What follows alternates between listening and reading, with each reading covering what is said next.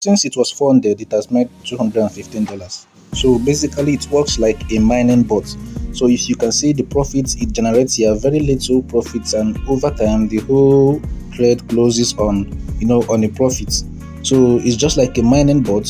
So all the trades that we are taking here, as you can see, we are taken by the liquidity miner bot.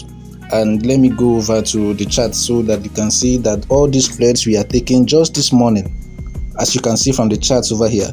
So it is a high frequency bot, and it also takes trade at a particular time of the day, and this helps it to be very precise. So far we have made more than 10% of the account. So it's actually, the bot actually started yesterday, and you can see that from yesterday to today it has made more than 10%, more than 20% rather, more than 20% of the accounts, and just today it made 10% of the total deposits. So that is basically how it works.